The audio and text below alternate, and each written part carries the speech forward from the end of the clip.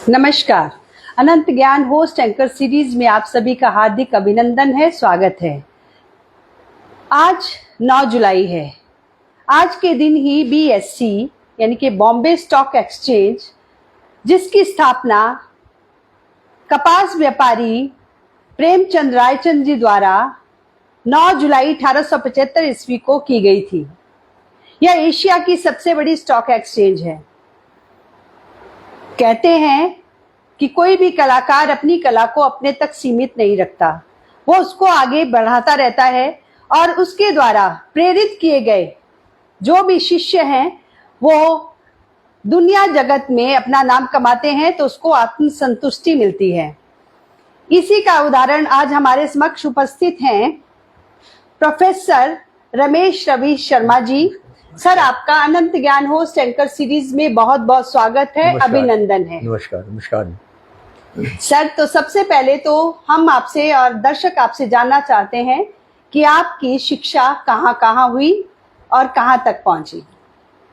मैं प्रारंभ में पुरानी मंडी के प्राइमरी स्कूल से पढ़ा हूँ और उसके बाद विजय हाई स्कूल मंडी में मैंने मैट्रिक की और उसके बाद अपने महाविद्यालय वल्लभ महाविद्यालय मंडी से मैंने बीएससी की शिक्षा प्राप्त की है।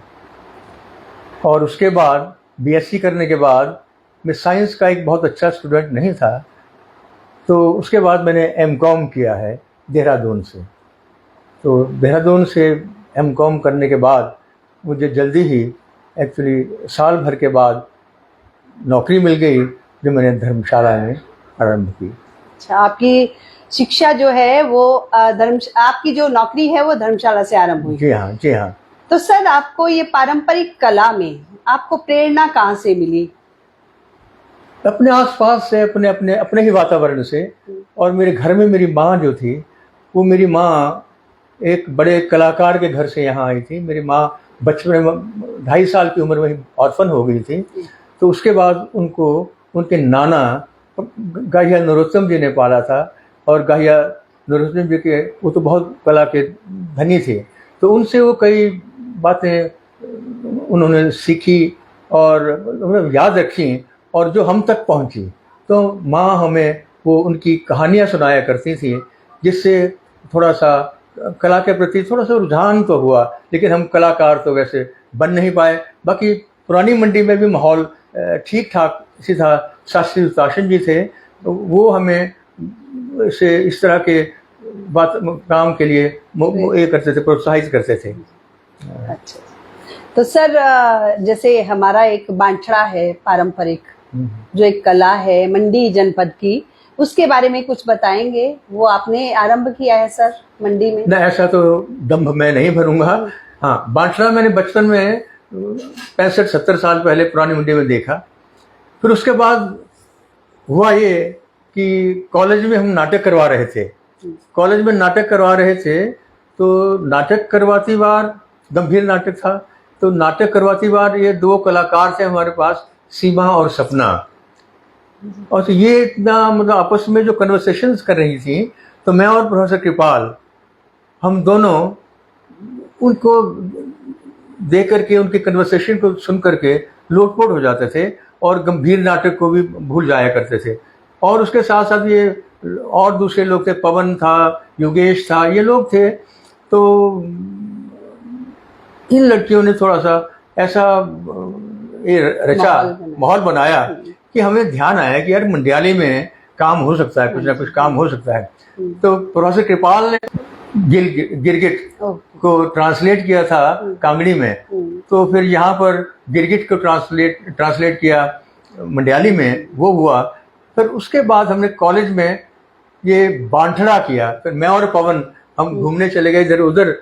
तो वहाँ से थोड़ी सी फॉर्म के बारे में पता किया हमने।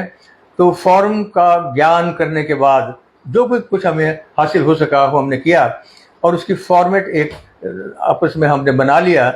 तो उस नाटक को हम, उसको बादशाह को हम, नाटक तो नहीं कहूँगा, ये हमारा एक पर्पसफुल थिएटर रहा है एक्चुअली। तो जैसा हमें लगा, तो वही फिर हमने शुरू किया है कॉलेज में। तो कॉलेज में शुरू करने के बाद शिवरात्रि के लिए हमें आमंत्रित किया गया। अच्छा। तो शिवरात्रि मेले में जब किया गया तो आम जनता ने उसको बहुत ज़्यादा पसंद किया, बहुत ज़्यादा पसंद किया। हमने लोकल प्रॉब्लम्स को उजागर किया कि ट्रैफिक की समस्या थी, कोई ये लोकल जो लोग ब्रू करते हैं शराब, उसकी समस्या थी, और सफाई व्यवस्था की, इस तरह की प्रॉब्लम्स थी, उनको उजागर किया, जिसका एडमिनिस्ट्रेशन ने भी नोटिस लिया। तो इस तरह की बातें हम ये करते रहे, और फिर उसके लगभग ये सिलसिला बनता ही चला गया, और करते रहे तो बाद में कई लोग करने लगे, बांटड़ा भी करने लगे। तो मतलब गांव में तो होता रहता था बांटड़ा, लेकिन शहर में बांटड़े इतना ज्यादा प्रचलित था नहीं। तो एक रिस्पेक्टेबिलिटी सी हुई, कॉलेज के बच्चों ने जब किया बांटड़ा तो लगा कि नहीं ये ठीक विधा है, और सब लोग, काफी लोग फिर करने लगे, यहाँ के छोटे छोटे ग्रुप भी करने लगे बांटड़ा। बांटड़ा शब्द एक्चुअली जैसे आप सबको पता होगा कि बांट शब्द से ही बना है, ऐसा लगता है। बांट हुआ करते थे, जैसे बड़ी बड़ी धामों में यहाँ जो बोटी काम करते हैं, उनके साथ जो सहकर्मी होते हैं या उनको सहायता करते हैं, उन लोगों को बांट कहा जाता रहा है। उन लोगों को बांट कहा जाता है। तो ऐसे ही एक जनश्रुति है कि राज महल के अंदर, राज घराने के जो बोटी था, उनके वहाँ काम करने वाले जो बांट थे, वो लोग खाली समय में करते थे बातचीत, खाली बातचीत करते थे, और प्रहसन हो जाता था, हास्य व्यंग्य करते थे, जिसमें चाहे राजा की त्रुटियां निकालते थे, प्रजा की तकलीफों को उजागर करते थे, एडमिनिस्ट्रेशन की ज्यादतियों का जिक्र करते थे, जिसको समहाउ मतलब राजा को पता चल गया। पर राजा ने बुरा नहीं माना, और राजा ने इस बात को बहुत ज्यादा अप्रिशिएट किया, और उनको अपने कम्युनिकेशन सिस्टम के लिए एक माध्यम बना लिया। तो ये एक बहुत बड़ी उपलब्धि थी बांटड़ा की। सो बांटड़ा जो है एक पर्पसफुल थिएटर की एक फॉर्म है मंडी में, तो जो कि बड़ी बात है। मतलब बांटड़ा हो गया जैसे कि आप किसी पे व्यंग्य करते हो, और उसको बुरा भी ना लगे और अच्छा भी लगे, और संदेश भी जाए, संदेश भी जाए, और हास्य भी पैदा करे। हास्य पैदा करने के लिए कॉस्ट्यूम, मेकअप भी बड़ी हास्यास्पद हुआ करती थी, लोकल मटेरियल से, है ना। कभी पजामा उल्टा डाल लिया, कमीज उल्टी डाल ली, तो इस तरह से मतलब हास्यास्पद कॉस्ट्यूम और हास्यास्पद आपका जो कॉस्ट्यूम है वो किया जाता रहा है। एक्चुअली हास्यास्पद और व्यंग्य बाण, ये शब्द एक्चुअली ये अर्थ वहां से भी हम ले सकते हैं कि संस्कृत में एक धातु है भडी, भडी धातु का शब्द बन गया फिर बाद में भंड, और भंड का मतलब होता है कि हास्य पैदा करते करते व्यंग्य करना, और भंड से बन गया भांड। तो भांड का से भी कई लोग कहते हैं कि भांड से शायद बांट बना हो, पर मुझे शायद यही उचित लगता है कि बांट शब्द जो है वो बांटना से है, और हो सकता है कि बांट शब्द भी भांड से ही बना हो, ये भी तो हो सकता है ना, कि भांड हालांकि पंजाब में होता है, जम्मू में होता है, फिर सांग एक हरियाणा में होता है। इस तरह के जो हर जगह अपना अपना जो है वो फोक थिएटर है। तो मंडी का ये बांटड़ा जो है वो तो सर पहले क्या लड़के ही करते थे उसको, लड़कियां नहीं? देखो वैसे प्रचलन तो ये था कि बांटड़ा के कलाकार जो थे वो इस बात से भी हास्य पैदा कर देते थे कि लड़की का अभिनय लड़के करते, लड़के क्या मतलब बुजुर्ग लोग ही करते थे, हमने लड़कों को तो देखा नहीं। बांटड़ा जो है वो कभी जवान लोगों का ये कभी नाटक नहीं रहा, हमने नहीं देखा। हमने तो बुजुर्गों को देखा, यहाँ पर बोटी लोग थे पुरानी मंडी में, उन लोगों को देखा, तो वो तो बुजुर्ग लोग हुआ करते थे। तो औरत का अभिनय भी वो करते, जवान औरत का अभिनय भी वही करते थे बूढ़े लोग, तो उससे भी हास्य पैदा होता था, बड़ा कई हास्य फोहड़ भी हो जाता था, पर एक मैसेज जो था वो जरूर कन्वे होता था। तो इस तरह से, लेकिन हमने क्योंकि इसको कॉलेज में करना था, बाहर करना था, और प्रोसीनियम में करना, तो इसे प्रोसीनियम में करने के लिए थोड़े से परिवर्तन करने पड़े, उसको अडेप्ट करना पड़ा। और हमने इसमें फिर जब मैं और पवन जब हम गए इधर उधर गए तो पता किया उसकी फॉर्म क्या थी, पहले क्या थी, तो उसका फिर एक जैसे कैसे शुरू होता है बांटड़ा, तो बांटड़े के लिए एक हरिरंग बड़ा प्रसिद्ध धार्मिक पुट एक दिया गया उसको। अब तो हरिरंग से शुरू होगा बांटड़ा, फिर उसके बाद जो भी सब्जेक्ट मैटर लिया जाएगा मतलब कन्वे करने के लिए या मजाक उड़ाने के लिए वो लिया जाता रहा है।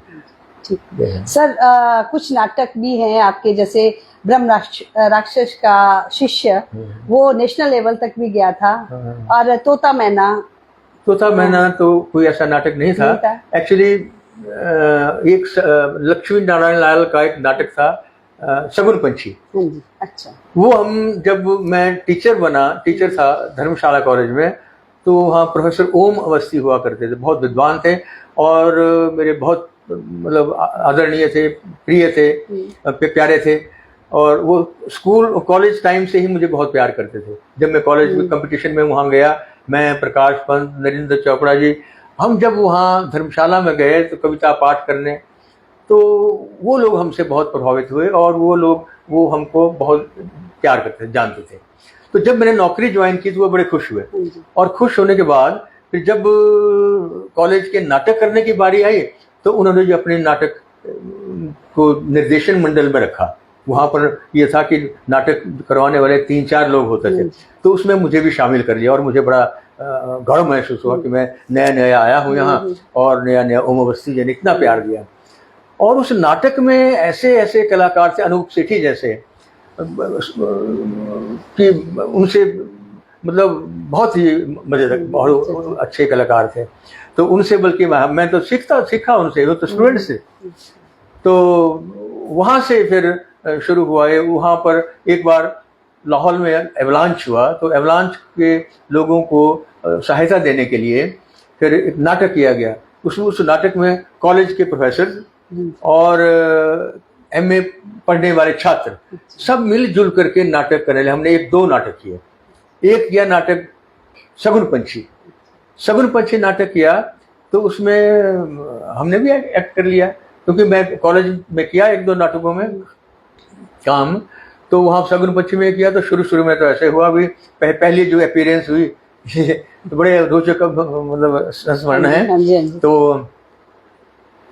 मुझे पता ही नहीं चला कि मेरे तो ओंठ गड़बड़ा रहे थे, और पता नहीं चला कि एंट्री दोबारा मेरी भी एंट्री है, तो एंट्री हो चुकी थी। तो खैर एनीवे, ये पहली एंट्री के बात हुई, बाद में सब ठीक हुआ। तो शगुन पंछी मेरी एक याद में है। वहाँ एक नाटक और किया था हमने, विरोध, ये धर्मशाला कॉलेज में, कॉलेज के बच्चों के साथ, कॉलेज के जो स्टूडेंट्स थे एमए के, उनके साथ मिलकर के टीचर ने किया था, और डॉक्टर ओम अवस्थी ने ये नाटक करवाया था, और डॉक्टर ओम अवस्थी से मैंने बहुत कुछ सीखा।